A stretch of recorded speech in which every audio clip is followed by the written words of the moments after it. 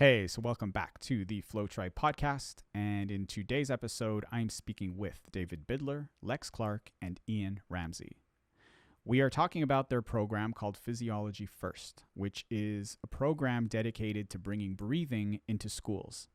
So basically, they go into schools and they teach kids how to breathe, more specifically, how to breathe to help them deal with stress, to deal with anxiety, to deal with mental health issues. I think stress and anxiety are at an all-time high with kids and teens right now, especially during COVID. Either they're back in school, wearing masks and being told to isolate and having to be super careful about everything, or they're at home in virtual school, completely isolated from their friends. Either way, they're stressed out. Either way, they're going to develop some mental health issues if we don't do something about it. And breathing is probably one of the most simple and powerful tools that we can use to help them cope, to help them realize that there are ways to mitigate these issues. And that's what we talk about. It's an incredible conversation. All three of these people are incredibly knowledgeable about all things breathing. And I was really happy with the way this went. I think you're going to love this conversation as much as I did. And so without further ado, here is my conversation with David Bidler, Lex Clark, and Ian Ramsey.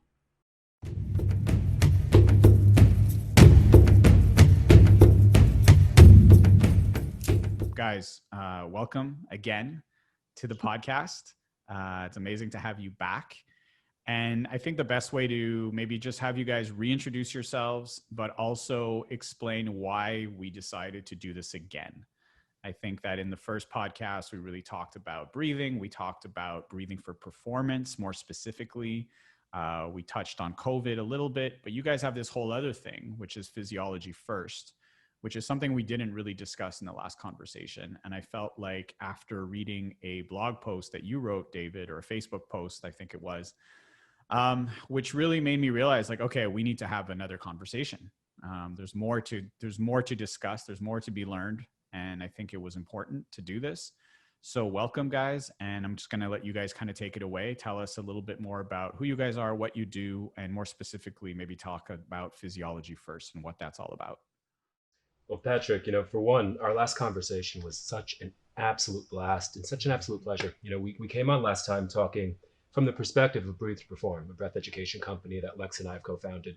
And we touched on at the tail end of that, the nonprofit work that we're doing with our organization, Physiology First, and our goal of actually getting some of these leading edge tools to kids who need them at a really critical moment in time. So today we're really going to dive into Physiology First's mission, why it feels so critical, and sort of what's happening on the ground from a student and a teacher perspective. Yeah. So as I mentioned in the last podcast, I'm a student of physical therapy. And I've really, especially over the past couple of weeks being back in school during this time, but also throughout my entire college career, I've just seen how important breathing is in the classroom for students and for focus and memory, but also just stress and anxiety. And especially right now, it is becoming more and more critical. So I'm super excited to dive into that today. Yeah, and I'll say as an educator with over 20 years of experience in the classroom, I've watched during that time just anxiety levels just hockey stick and really increase, not just for kids, but also for parents. And I think I've got a pretty good sense of many of the reasons, maybe not all, but many of them. And then as part of that, I also teach brain science and physiology and human resilience, mindfulness, things like this. So I spent a lot of time trying out different ways to express these ideas, to come up with solutions, to see what works with kids, with families. So it's really cool to be able to problem solve and try to work on solving this problem on the ground. Okay, so I think like the catalyst for this has been COVID. This conversation is the fact that with COVID, with schools going back into session with COVID hanging over them, there's definitely the stress levels are through the roof. I think on all sides, right? The kids are stressed because they're being put in this very strange environment, especially the younger kids. They're being asked to wear masks and they're being asked to do things that is just extremely unnatural for them to do. The parents are stressed because they're afraid of sending their kids to school in some situations. In some situations, they don't have a choice because they have to go to work. And, I think we underestimate how important school is in our society until it's taken away. Right. And it's not just the education. It's the fact that, for many parents, it's their ability to go to work every day means that is because their kids are in school.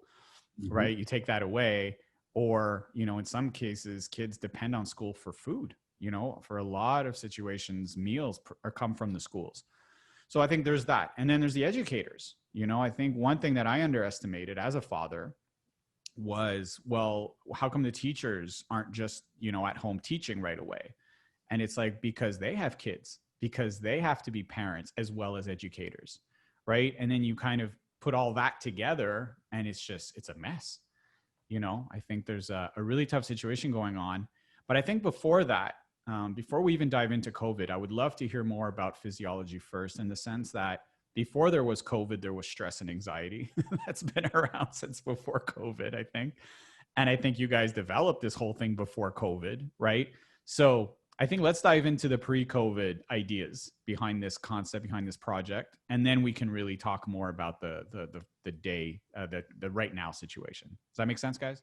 Absolutely. One thing I'll add is, we started Physiology First in this pre-COVID world at a time when student stress and anxiety was peaking, exactly like Lex just pointed out. And we had to ask some critical questions as we were working with students as to why this might be happening, and as to what kind of language we were using to talk about mental health in the 21st century.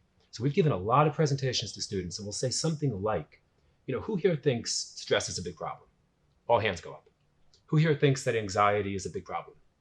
All hands go up. And I'll ask, who here can define stress or anxiety?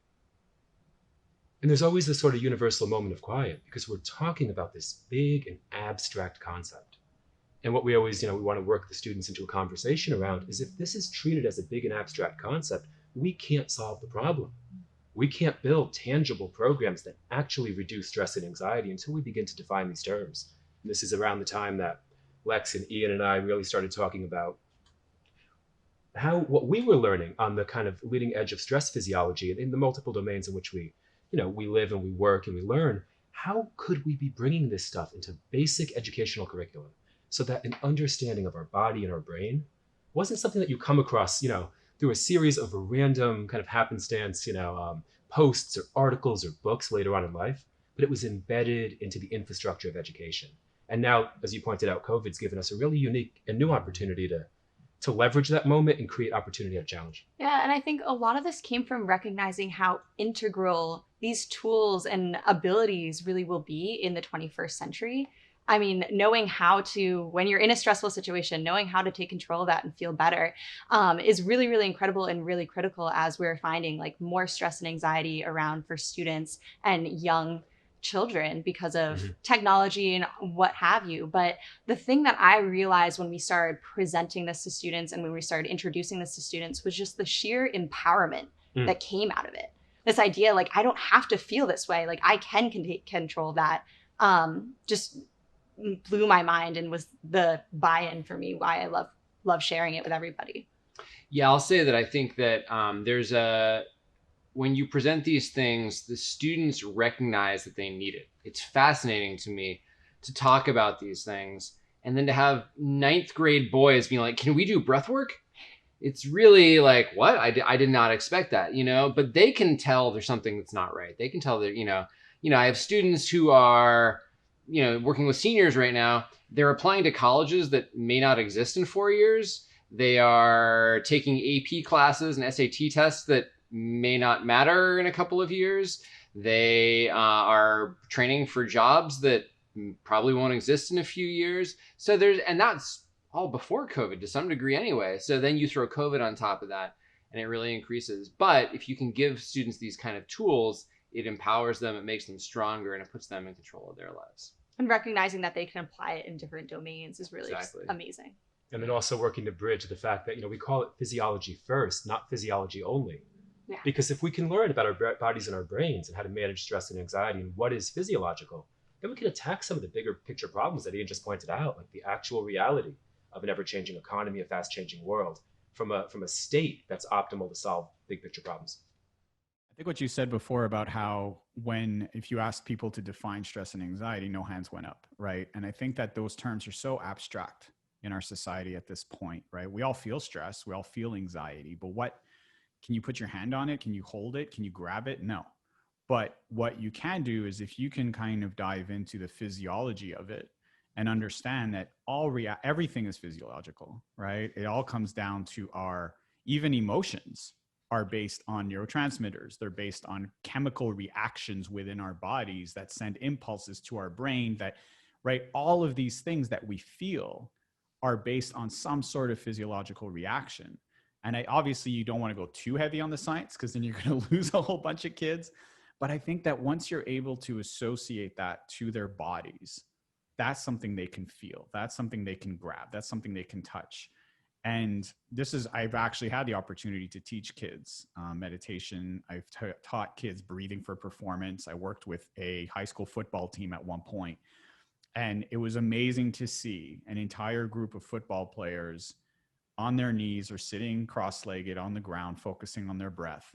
And I'll be honest, there were the ones that are looking around and think this is a big waste of my time.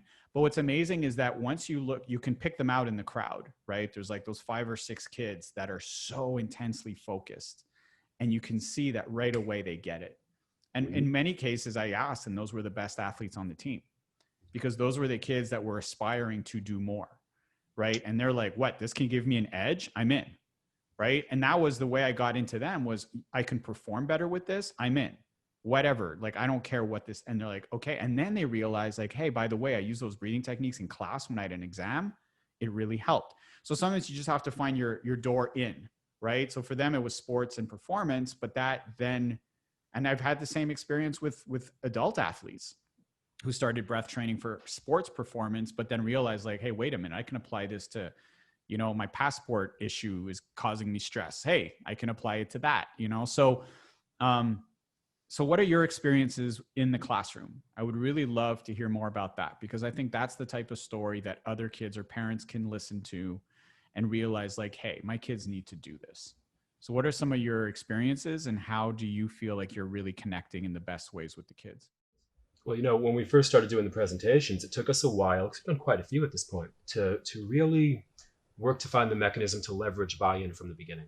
And to not just be talking about physiology in the brain as if it's this abstract sort of knowledge base that's not applied to their actual goals, the things that they care about, their passions. And one thing we found really helpful, and it's actually indicative of the sort of mass exhaustion of a lot of young people at this point, is when we ask them to engage in the following exercise, there's very little resistance. They're tired, they're working really hard. So we'll ask them, hey, would you guys be up for something? What if we all just take a minute to just like lay down, relax for a minute, and run this little visualization exercise. And I want you just to think about the version of your life that feels the most awesome. And not awesome in like the rock star, like Lamborghini way. Awesome in like you're fulfilled, you're happy, you feel like you're being of value. You wake up feeling legitimately awesome. Create that picture. And you don't have to report back on it. I'm not going to ask you about it. We don't have to share it. It's just your opportunity to visualize where you might be going right now. And the buy-in is actually really, really remarkable. People will lay down, they'll think about it.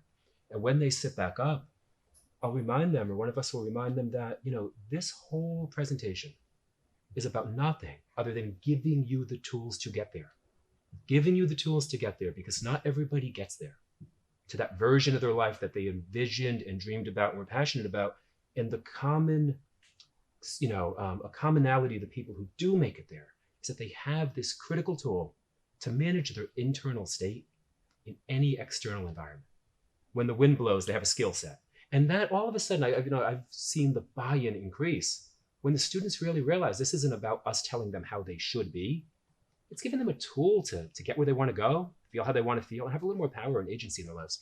Exactly. And I mean, I think something that I've seen with my peers for physical therapy was, I presented it as a way of how would you work with your patients? How would somebody in chronic pain be able to deal with that? And what are tools that you would give to them? And then we brought it out to, well, what are self-care things that you would do for yourself? And it's been really, really amazing, not only, showing them the tools, but also just being able to live it and show them that it's possible, has been really just influential from a student perspective. Yeah, and I think because this this world touches on so many domains, there's a lot of different ways you can talk about it, which allows you to hit lots of different value systems depending on how you talk about it. So if I'm talking to certain kids, I'm like, all right, LeBron James, Tom Brady, Formula One racers, Fortune 500 CEOs, these guys are doing it, the Navy SEALs, we're going to kick ass. I don't tell them that you're also going to probably become a happier, more compassionate human being on the side, but like that kind of goes along with it, right? And then if I'm talking to their mom, I can talk about yoga and different kinds of breathing, and they can understand it from that perspective. And if I'm talking to their dad, I talk about it a different way. And if I'm talking to administrators, I can talk about test scores and behavior. And what I find is that it touches so many different domains that everybody kind of tends to get on board. And at this point, it's become enough of a theme in the larger culture that there's enough models out there for kids and parents to see of people who are doing it at a high level that it's very easy for them to connect to someone like a LeBron James who's doing it, So I find that to be really useful as well. And one thing, Patrick, I'd love to just add really quickly is when we think about the power of language in this moment, I think it's one of the biggest challenges that we're all going to have to work to overcome. Because if a young person says, you know what, I have a lot of anxiety. I'm actually having panic attacks, right? I'm just experiencing a lot of general anxiety. And they're brought into an assessment situation where they're told that they have a mental health disorder. That person has now brought on the entire story of having a mental health disorder, but we as a nation haven't asked some critical questions. A critical question we constantly want to ask is, well, what if it isn't a disorder? What if that state is a natural physiological response to the world that we are living in right now from a technical standpoint, technology standpoint, from what we have actually going on? Our body has these innate mechanisms to drive action and behavior. And the difference between that young person recognizing what the physiological prerequisites for feeling awesome are, then they can get a pretty good read on what they need to be doing from a behavior perspective. But if they're simply told that they have a disorder for feeling this way while they're navigating all of the complexity of the world, while they're being sold every product left and right on Instagram, plus the social approval, that's going to have a whole different meaning to them. The anxiety is going to have a different meaning. It's going to be a label versus a state that they have access through. Yeah, so there's two things there I want to unpack. The first one was how you guys mentioned that there are different ways to package this depending on who you're talking to, right? And I've sometimes found that it's a concept about, it's sort of like bridging the gap between science and spirit, in the sense that, there's the people who, so my personal experiences with meditation and with mindfulness, a lot of the really intense experiences I had happened in the jungle in Costa Rica. I had the pleasure of living there for a year, spent basically my days climbing trees and communing with monkeys. And it was an incredibly, powerful experience. And while I was there, I did a lot of reading on shamanism and ancient breathing practices and ancient rituals. And I was in that state. That was my state. I was communing with the jungle spirit. It was incredibly powerful. But then when I came back to North America and I wanted to share these experiences, I got a lot of eye rolling as soon as the word spirit came up. And so I thought, okay, I need to repackage this. If I'm going to be able to reach people with these concepts, I need to repackage it. Luckily, having a science background, I was able to, start talking about the brain, start talking about neurotransmitters, start talking about the breathing system. And suddenly people are like, oh, that I'll listen to. I'm telling the same story, right? I'm talking about the same thing. I'm just coming at it from two different angles. And the other thing you guys talked about was the idea that I think when you are able to give a description of anxiety or stress, it's so difficult for people to grasp. And it's exactly what we were talking about before. But I feel like something that I've used that helps a lot is comparing it to, you basically have two systems in your body. You have your fight or flight system, and then you have your rest or digest system, right? Which is the sympathetic and parasympathetic nervous systems. And I think that my son, who's 14, I kind of presented it to him that way because he's had his issues with anxiety. He's had his issues with a whole bunch of stuff. And I said, well, dude, your body is stuck in the fight or flight and it's not triggering the rest or digest. And as soon as I said rest or digest, he just smiled. He's like, yeah, that's where I want to be, because who doesn't, right? You just had a great meal. You're lying on the couch. Like that's the state you should be in, right? Most of the time, until it's time to activate and it's time to get stuff done. But if you're stuck in that mode for too long, that's where the stress happens. That's when the anxiety happens. So that for me was when I saw him trigger and understand it so simply because of those two terms, he's like, oh, I get it now. I'm like, okay, well, that's a good way to kind of define it. So what are ways that you guys have been able to do that? Like to really help kids understand, what is stress and anxiety? Because I really want to bring this point home, because I think that that's the hardest thing. And even for parents don't really get it. Like for them, it's like, I'm stressed, I'm going to take a pill, and that helps me out. Right. And that's kind of where society drives us. As kids, it's like, get over it. You're a kid. You shouldn't be stressed. And then as adults, we're basically prescribed a medication. And at no point are we really addressing the problem here. And I think that especially with COVID, like these things are going to ramp up, and we're just seeing this is just the start. This is just the beginning. I think there's going to be a huge wave of stress and anxiety issues that we haven't even seen yet. So I think it's really important that we drive this home and we help kids and parents understand that there are ways you can mitigate this, there are ways you can prevent this, and then there are ways you can deal with this once it starts to happen. So what are some other ways that you guys have to really, drive this home and help kids understand what's going on? Well, one of the hands down most effective tools that we've used, and this came out of an experience that Lex and I had a few years ago of going out to Dr. Andrew Huberman's lab at Stanford University. And he's doing incredible work on the science of stress physiology. But what it gave us is a lens and a way to talk about this, where we have a big chart or board, and on one end it says panic. One spot over it says awake and alert. One spot over it says awake but focused, sleepy, asleep, coma, and dead. And we lay it out in a big arc. And we work with students to say this is kind of like a simplified version of the whole physiological spectrum. And we're hoping that we're using words that we can all agree on the meaning of. Because panic, I'll ask the students, can we agree on that? Do we know what that feels like? They'll say, yeah. What about awake, but like you're super alert? You're ready to rock? Yeah. Awake, but you're calm, level, focused. And because it's an arc, I just think it's been a tool where they can visualize a navigational capacity being built. And we'll ask them, what do you do when you are awake and alert, ready to rock the world, but it's 2:00 in the morning and you're staring at the ceiling and you have to get up at 5 a.m. And we'll literally ask them and we'll say, well, here are some really good strategies and interesting, tools that they already have. And we'll say, what about the other side of the day? It's 2:00 in the afternoon. Your energy is dipped and you're feeling sleepy, but you need to access awake and alert. You have a job interview, you have a speaking event, you have a date, you have a game. What are strategies that you use? And when we can get them thinking about strategies to access desired states, that I think has been a portal for conversation where we can kind of circle back and say, the people who can access the desired state at the optimal time, they have a performance advantage that lets them do the things they want to do in their life.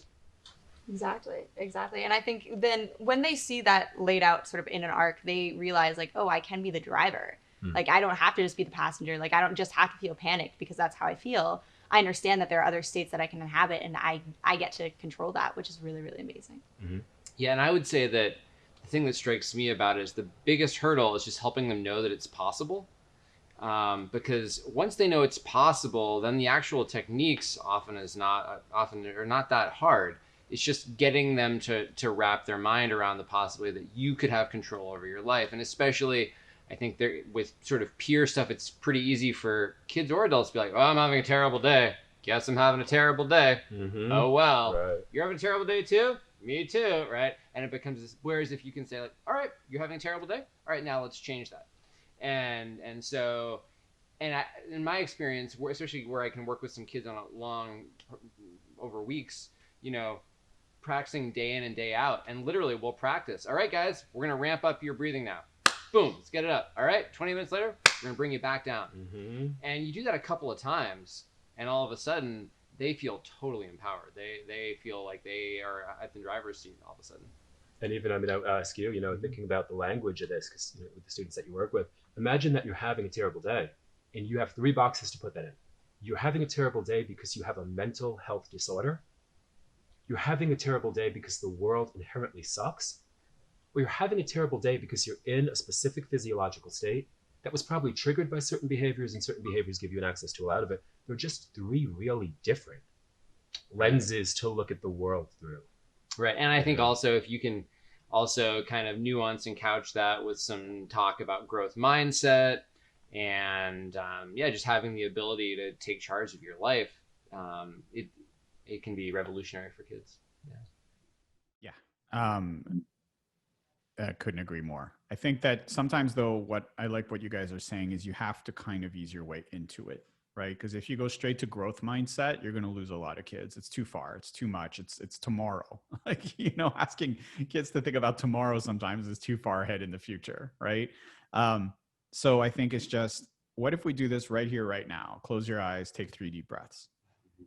Almost guaranteed everyone's going to feel better after, right? Yeah. And then it's like, oh, that was 3 breaths. That took 1 minute. Now imagine if you did this for 5 minutes. Imagine if you did this for 10 minutes. And then imagine if you did this regularly, right? So first you get them in for the minute, then you get them in for the 10. Then you realize after day, after day, after day, now they're starting to get it because physiologically changes are starting to happen. Mentally, they're feeling more in control. And like you said, it's giving them a sense of control. It's like, you don't have to be a victim to this. You don't have to be the victim of your reactions to things. You don't have to be a victim to fear. You don't have to be a victim to stress and anxiety. You have a tool that you can do something about it with, right? But then again, and something I'd be curious to know with you guys, what your experiences are.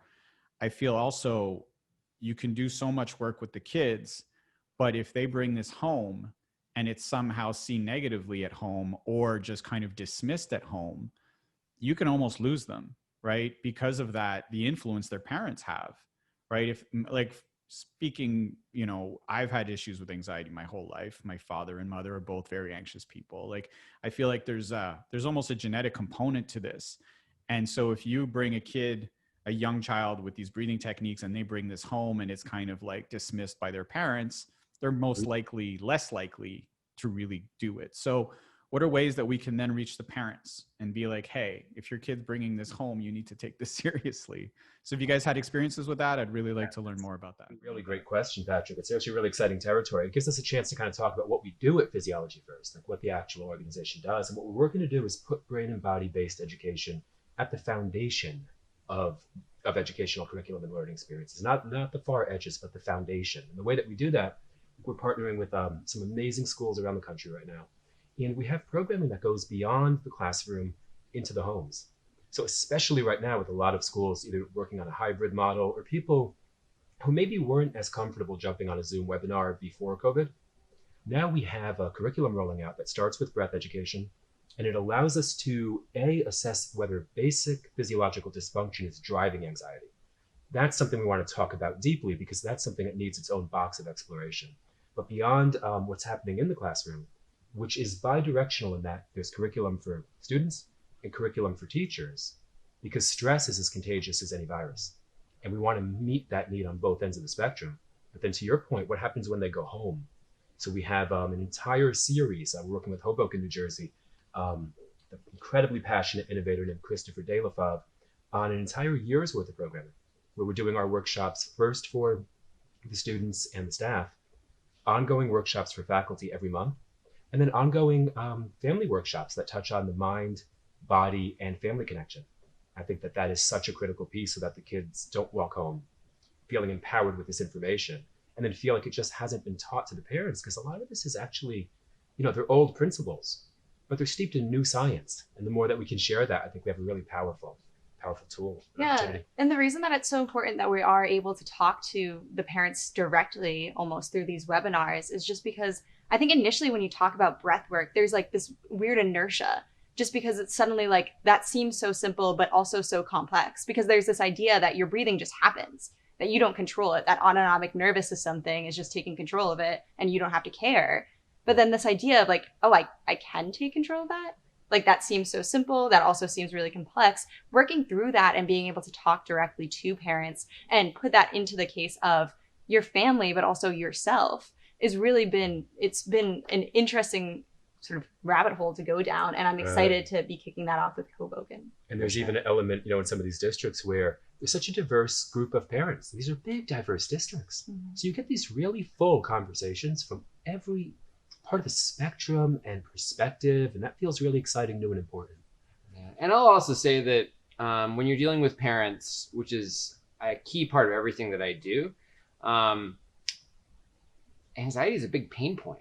It's something that everybody is feeling and dealing with. So if you can offer a solution and be helpful, often as not, I find that parents are quite invested. This past year, I actually started a parents group to talk about this on a regular basis. And it was really interesting to see that it was a really big issue at home. It wasn't just like the kid came to school and was dealing with this, but this stuff all is at home too. So the parents are also looking for solutions.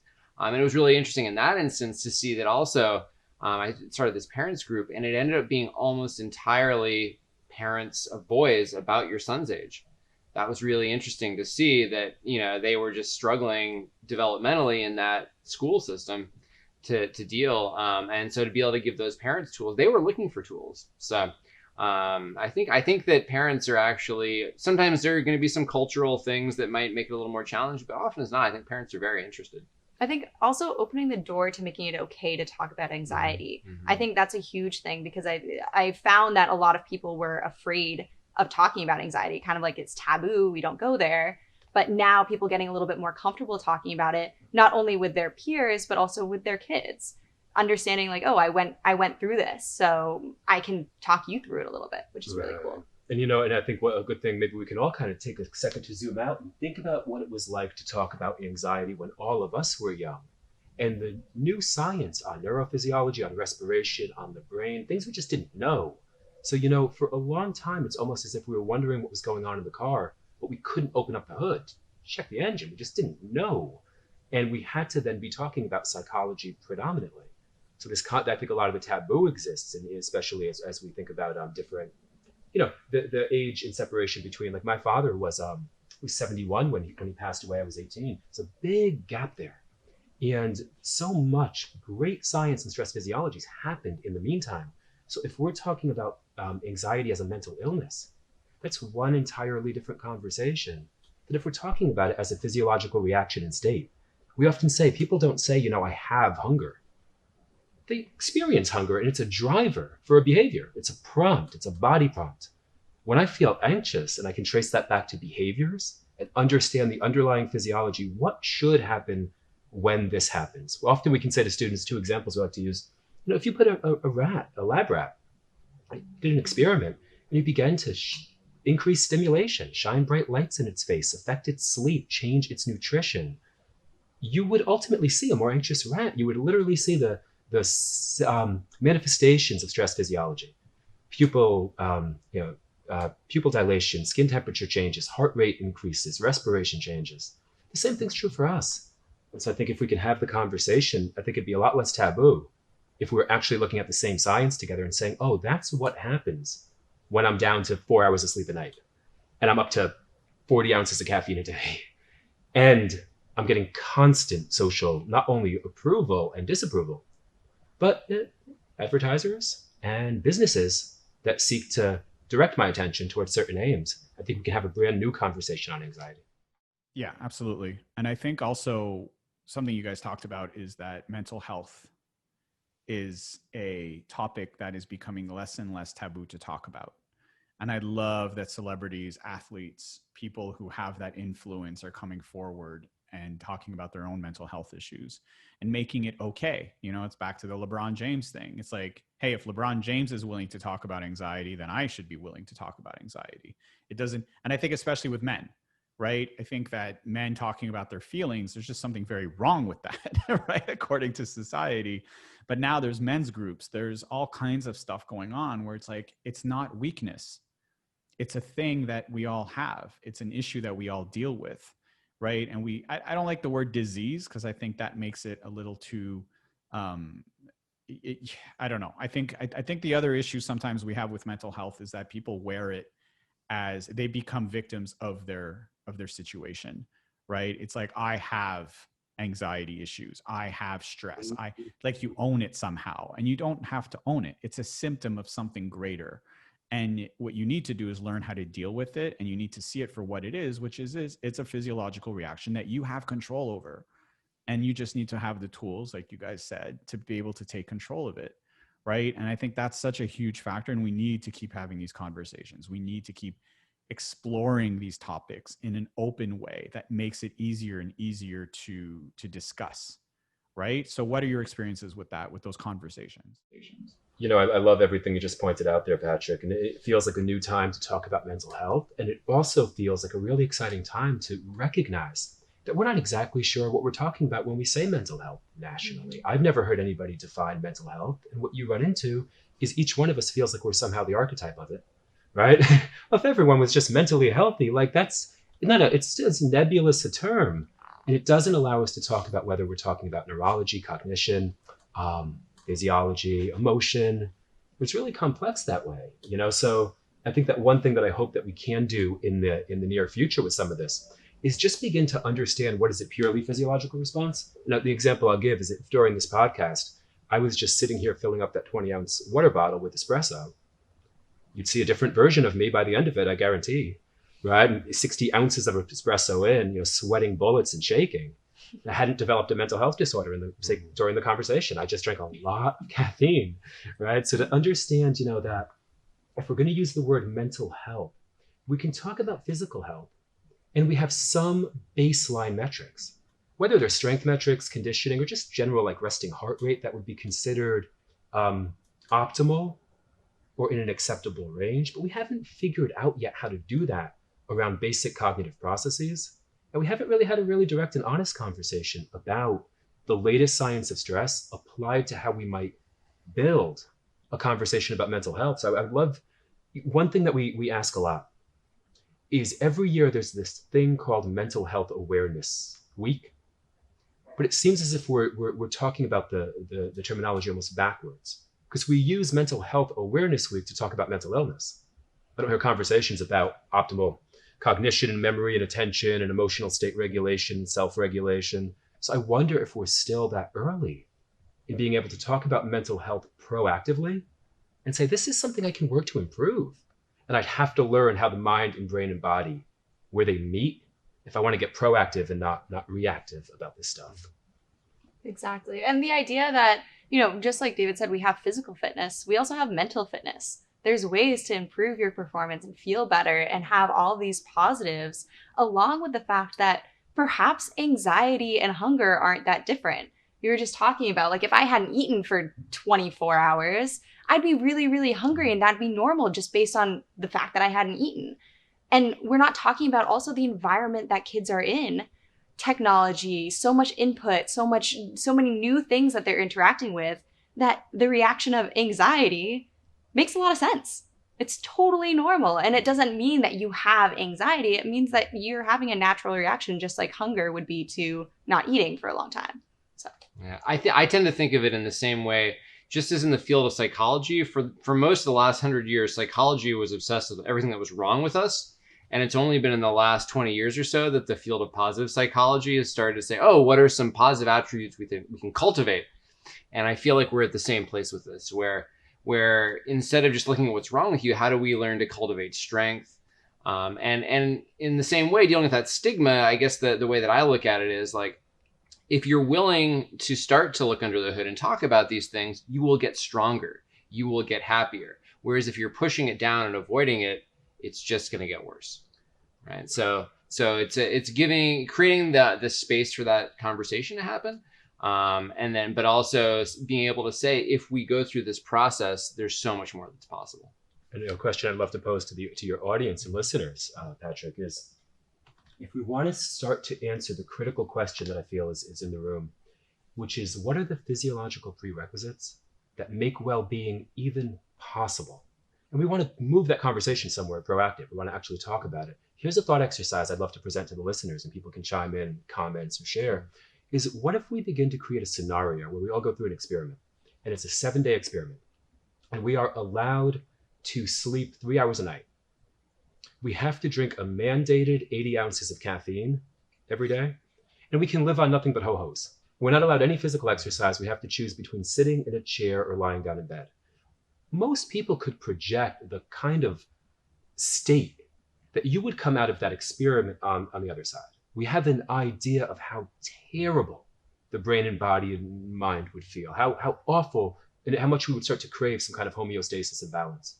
And if we took out that sort of illogical experiment at the far edges of physiological disruption and just started to work it towards the middle, how much hydration, how much sleep, what are the requisites that if they aren't in place, my body will prompt me to put them in place by making me feel anxious?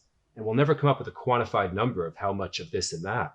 but at least we can understand that if I decided to just stop sleeping and living on caffeine, I would feel anxious. If I sleep poorly for nights in a row, my body's going to prompt me to make behavioral changes that let me access that state of recovery again.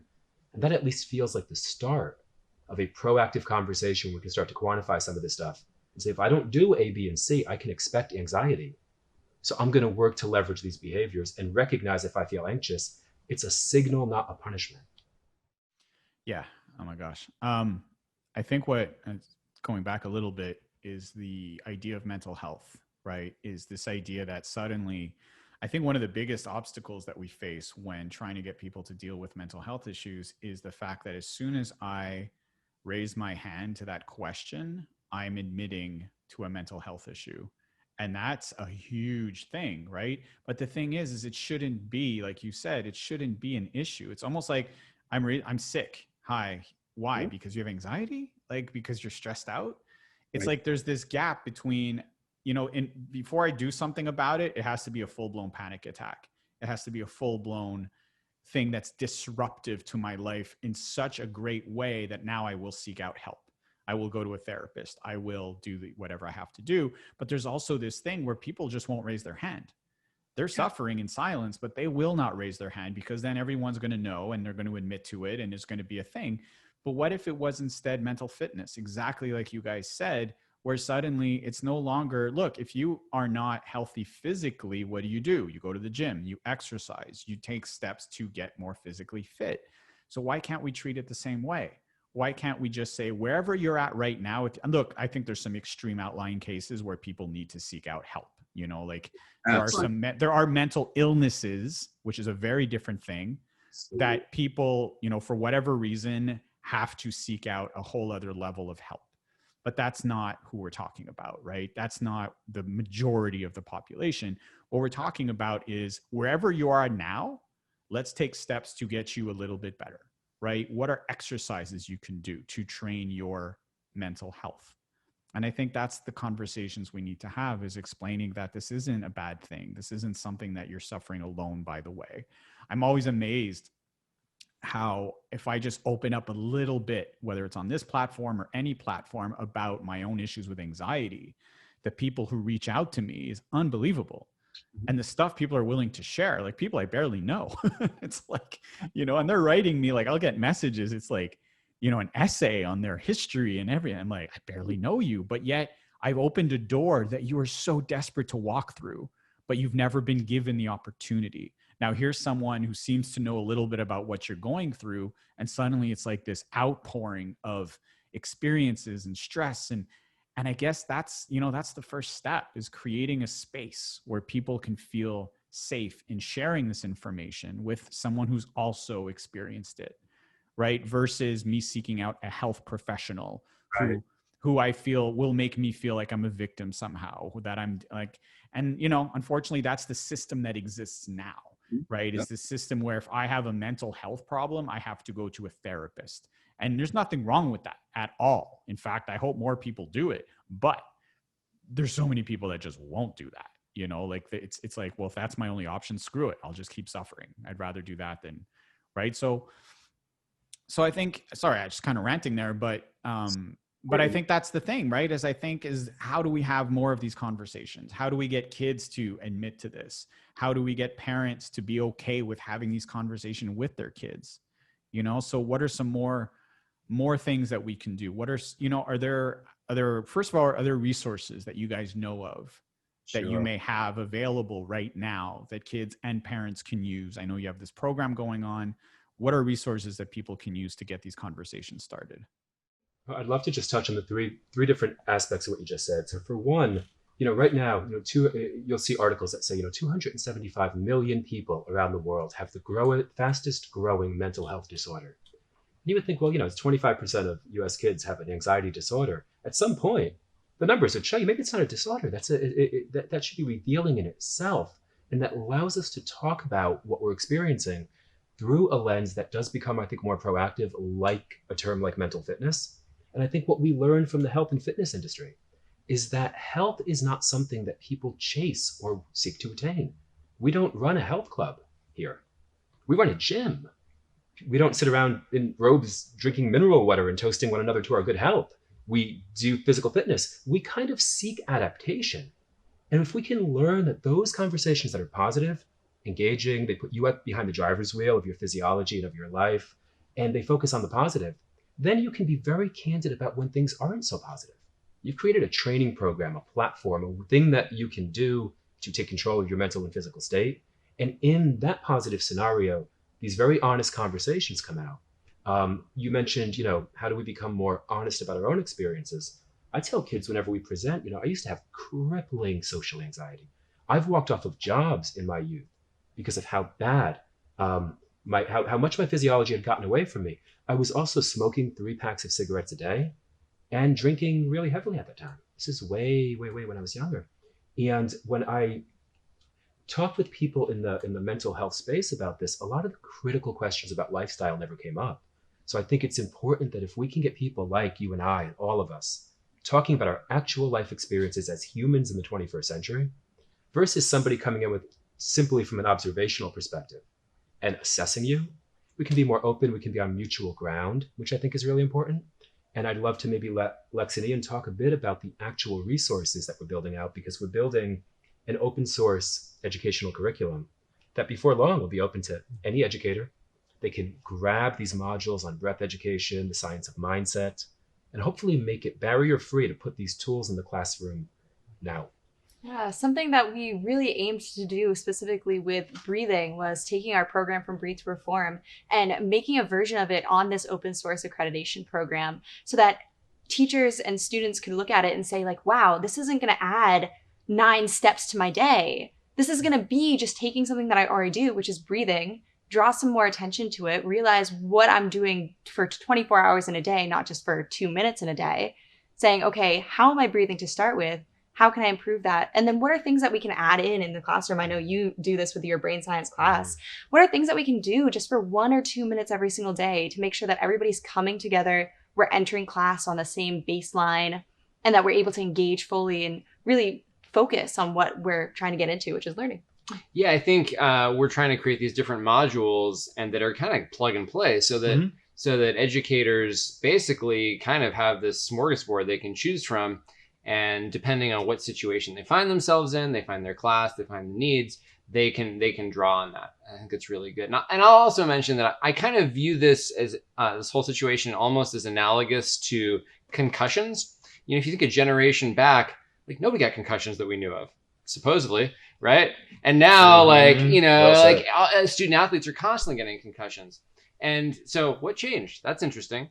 And so I think that we've made it okay. There's more science around it, but we also it's now permissible to admit that you have a concussion. And probably some of that was driven by the sort of intensification of student sports, right? Travel teams and all that. And in the same way, I think for better or for worse, COVID is going to raise the temperature on anxiety issues quite a bit. So I think we're going to be forced to deal with this. And so the blessing of that is that because we're forced to deal with it, we can give people tools and they will be much more invested in using them. Right. A question that I think has always been on my mind when we started this is we have an obvious mental health crisis among youth, if that's the terminology that we're going to use because we can agree upon it. But we don't have a mental health education program.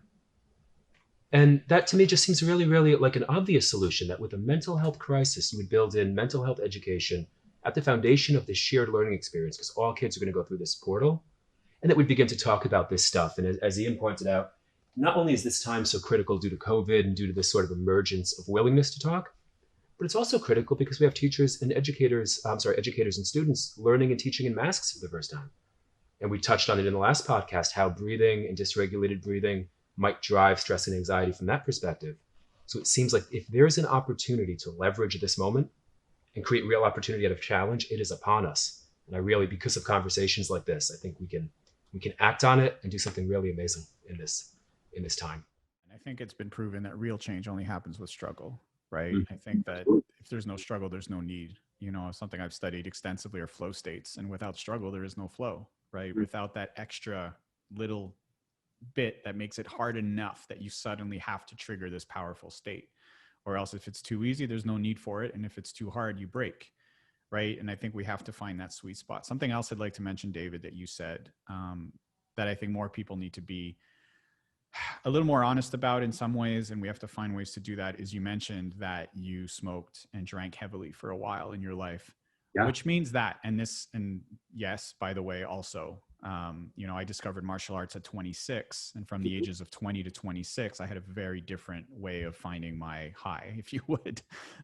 Same thing, smoked for 13 years, partied extensively for many, many years, and martial arts saved my life in many, many ways.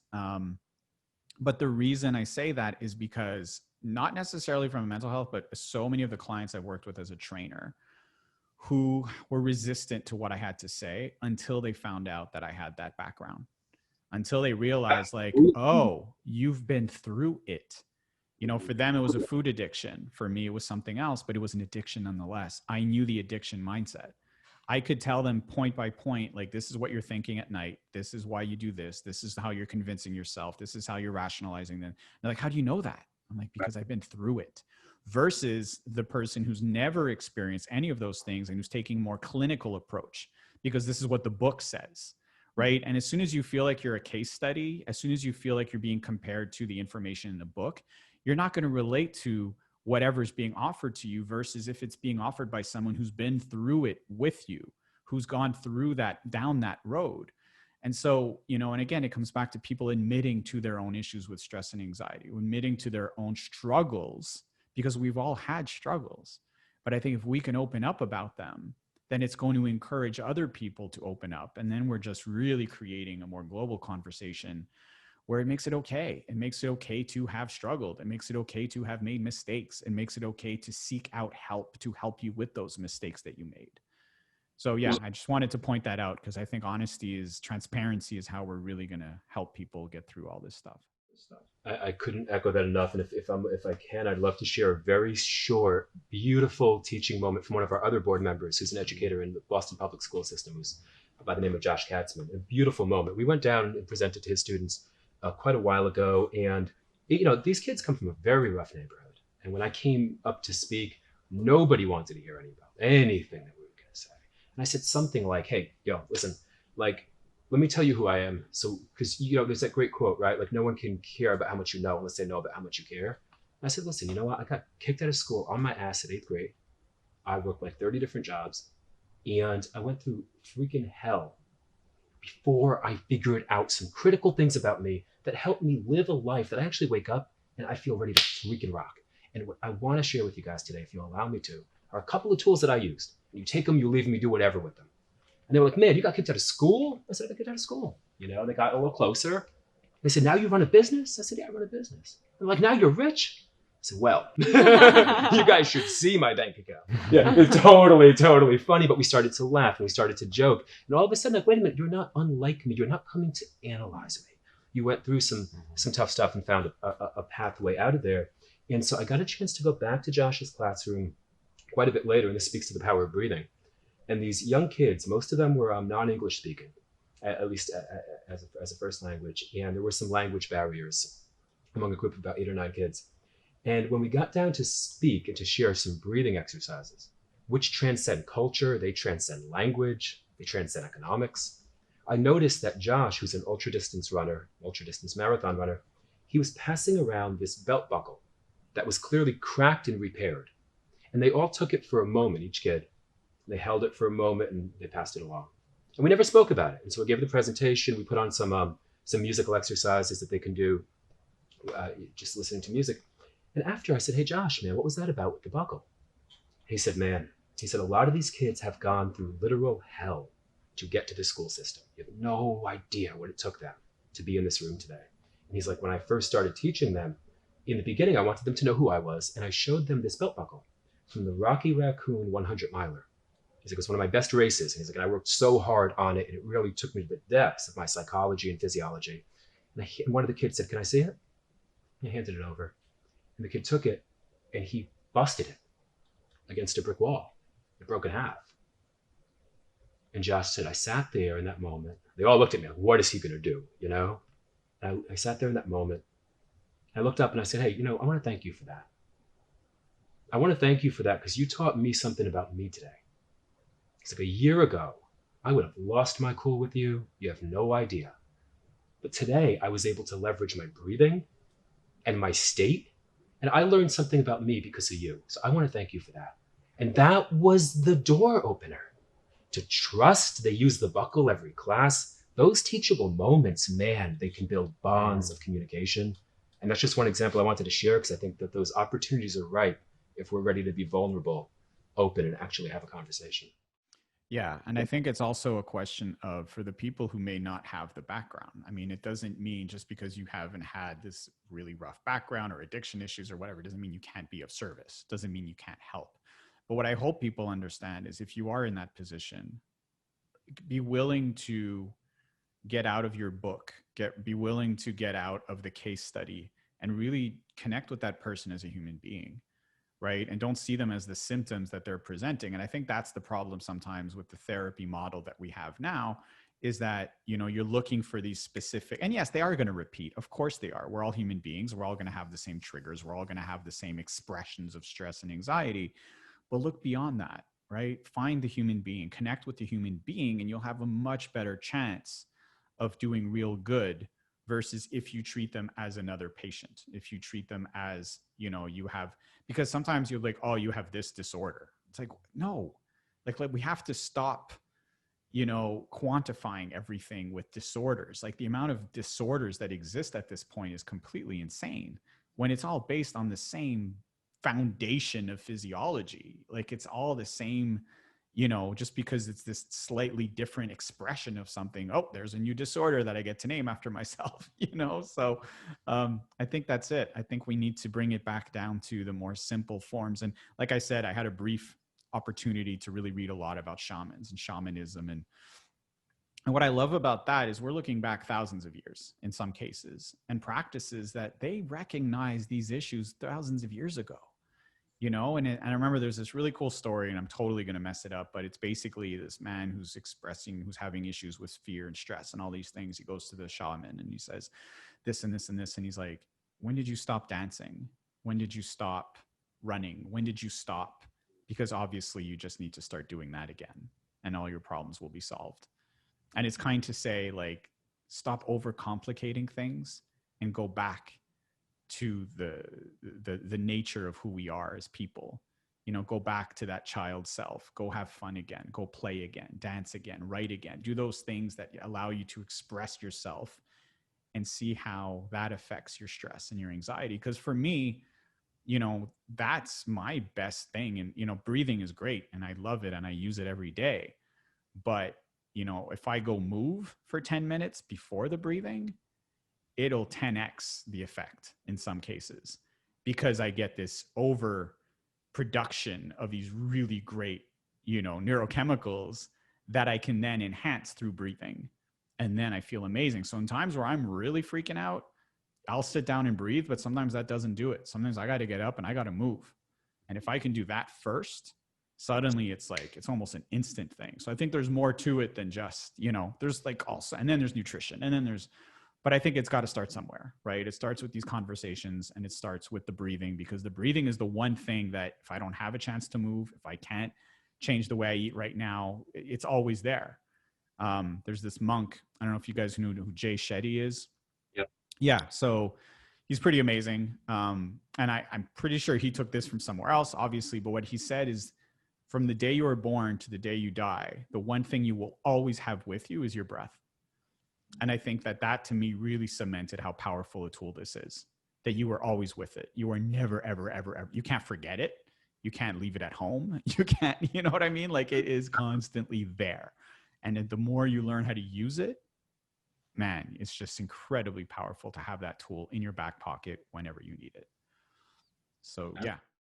It's a real-time tool. They can do it behind their desk. Ian brings his students from the brain science class here to our gym, and we sit outside and do breath work. And in a world where there's so much information, so much, giving somebody something that they can feel in 2 minutes, it's trust and buy-in because they've literally experienced it. They didn't have to believe you or assimilate all of these studies.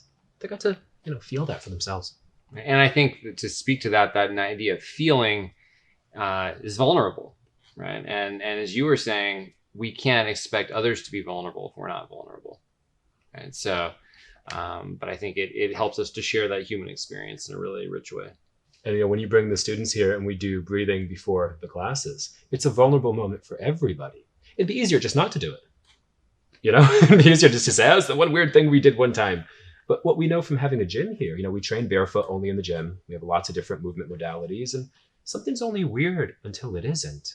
And that curve's very short. A new norm can be created pretty quickly. And it's so amazing going into Ian's class. Maybe Lex can speak of this because you went to present at Ian's class. Yeah. And breathing had become a norm by that time, right? Yeah. And I mean, it was kind of cool because like everybody just sat down and they were immediately like in it. They were like so ready to do it. And the really cool thing is that it's not hard to do. It takes like a week, maybe 2. But eventually, and something that I got to experience myself was when I was working with some athletes and we started doing some breath work before they had competition. I was working with a high school track team. And before they had a competition, we would always do breath work. And there was one day where I was out timing another event and I was coming up to them just before their event. And they were just like, hey, we need to do the breath work. Like they told me they wanted me to do it with them because they were just like, this is what we do. Like, this is it. And that was, the shift can happen and it's really, really cool. Oh, yeah. Yeah. Well, guys, this was amazing. Again, I think we could talk for hours and hours, but I hope if it's too long, people won't listen. So I think we're going to cut it here, and who knows, there might be a part 3 at some point. So look, last time we talked about, Breathe for Performance, but now I'd like you guys to just kind of plug Physiology First. Where can people find the resources? Obviously, I'll put everything in the show notes. And Ian, if you want to plug anything that you're working on as well, we'll make sure to include that as well in the description. So maybe let's finish this off by just letting people know where people can find out more about your program. They can definitely go to physiologyfirst.org and find the information and the history of the organization, the schools that we're working with. And soon, the actual open source curriculum will live on physiologyfirst.org. We're very active on Instagram at Physiology First, getting a little more active at Twitter at Physiology First. People can always find us there and communicate with us and share experiences. We can actually make this a conversation, not just a website that people go to. You can find more about me at ianramsey.net, and I direct the Kaufman program for environmental writing and wilderness exploration at North Yarmouth Academy. And if you just go to my website, you can find all that stuff. So, yeah. Amazing, guys. So thanks again for doing this. I can't wait to share this episode. I'll try to get this done as quickly as possible so we can get it out there. And I look forward to talking more in the future. Thank you so much. Appreciate it.